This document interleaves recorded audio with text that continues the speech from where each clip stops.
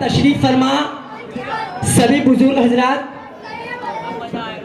नौजवानाने उम्मत, और मेरी नजर जहां तक जा रही है ये सरों का जन सैलाब, सभी को अस्सलाम वालेकुम व रहमतुल्लाहि व बरकातुहू। मैं माफी चाहता हूं, भूल गया, इस महफिल में माँ बहनें भी हैं जो अपने घरों में और अपनी छत पर से सुन रही हैं। आपको भी अस्सलाम वालेकुम व रहमतुल्लाहि व बरकातुहू। जब आपके वार्ड के पार्षद प्रत्याशी फातिमा रफीक खान जब घोड़े पर तशरीफ लेकर आ रहे थे तो ये आप लोगों की मोहब्बत है। और मैं ये कहना चाहूंगा कि आंधियां भी आई थी और तूफान भी आए थे, आंधियां भी आई थी और तूफान भी आए थे, मगर आपके कदम जरा भी ना लड़खड़ाए थे। ये मोहब्बत और इज्जत इसी का सिला है कि आप एक दिन वक्त से टकराए थे। वार्ड क्रमांक 2 चंदन नगर के निर्दलीय प्रत्याशी फातिमा रफीक खान इस नगर निगम के चुनावी अखाड़े में आप लोगों के बीच में हर मंच से बार बार ये कहा जाता है कि कोरोना काल में रफीक खान ने बहुत सारे काम किए, लेकिन मैं ये बताऊंगा कि उसके पीछे काम करने की जो उनके अंदर ताकत, पावर, कुव्वत और हिम्मत थी वो इनके पिता से थी, इनके पापा से थी। क्यों? कि इनके पापा उस वक्त बीमारी हालत में थे। इन्होंने अपने वालिद की तरफ नहीं देखा, इन्होंने अपने वालिद से कहा कि आप घर में आराम करिए। क्यों? क्योंकि गली नंबर 2 में इनका घर और परिवार नहीं है, इनका घर और परिवार सारा चंदन नगर है। इसी लॉकडाउन के अंदर इनके वालिद साहब का इंतकाल हो गया था, इनके सर से बाप का साया चला गया था, फिर भी ये आप लोगों के बीच में खड़े थे।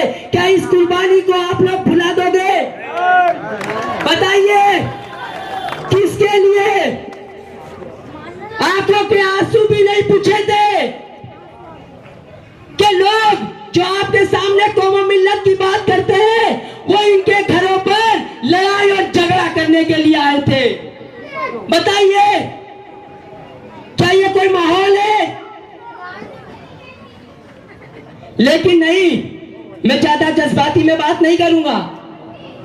बारिश भी आ रही है, थोड़ी थोड़ी बूंदे बरसात बौछार भी हो रही है, तो मैं यही कहूंगा कि वो हमको उल्टा कहने आए थे, हम उनको सीधा कहने आए हैं, हम उनको सीधा कहने आए हैं। ये जो आसमान से बारिश है ना, ये आसमान के 2 आंसू है जो चंदन नगर में पंजे को अलविदा कहने आए हैं। बात आगे बढ़ाता चलूं कि जाकिर भाई बता रहे थे कि लोग डराने की बात करते हैं।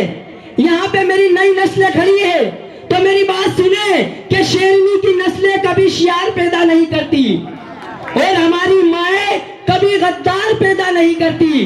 सुनो भेड़ियों, तुम्हारी ताकत से शेर मरा नहीं करते, हम हैं मोहम्मद के दीवाने, किसी से डरा नहीं करते। ये चुनावी मंच है, तालियां तो आप लोग बहुत बजाते हो, लेकिन नई नस्लों आपको सोचने की जरूरत है।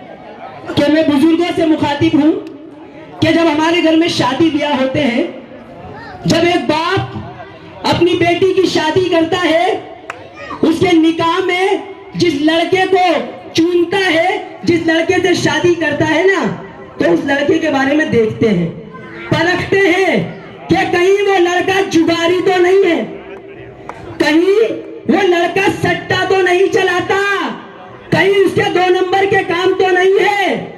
अरे जब एक बाप अपनी बेटी का घर बसाने के लिए इतनी सोच और समझ रखता है, तो चंदन नगर वालों, इस चंदन नगर को बसाने के लिए क्या आप लोग वोट दोगे? तो क्या ये नहीं देखोगे कि जिसको वोट दोगे वो जुगारी तो नहीं है, वो सट्टे वाला तो नहीं है, क्या उसके 2 नंबर के काम तो नहीं है? यह आप लोगों को सोचने की जरूरत है।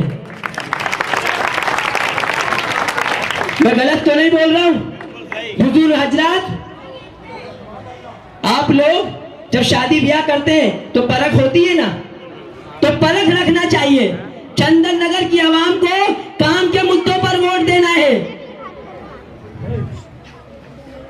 मैंने माना कि मेरी आवाज वहां तक नहीं जाएगी, दरो दीवार से टकराकर वापस लौट आएगी।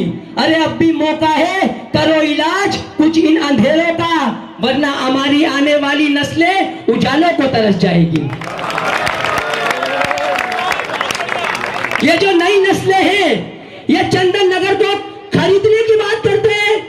अरे चंदन नगर के अंदर ये अपने हक और ईमान की खाने वाले लोग हैं। चंदन नगर की जनता अपने हिम्मत और कुव्वत पे रहती है। चंदन नगर को कोई खरीद नहीं सकता।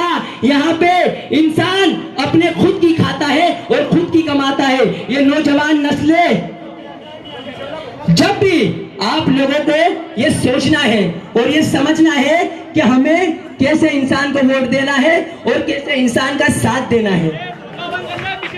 आप लोग ये बात, अरे उसको आप लोगों ने जिन्हें 5 साल दिए और कुदरत ने 2 साल भी दिए, यानी 7 साल आप लोगों के यहाँ राज किया। मैं तो ये कहूंगा कि इस सकीना मंजिल के बारे में मैं काफी देर से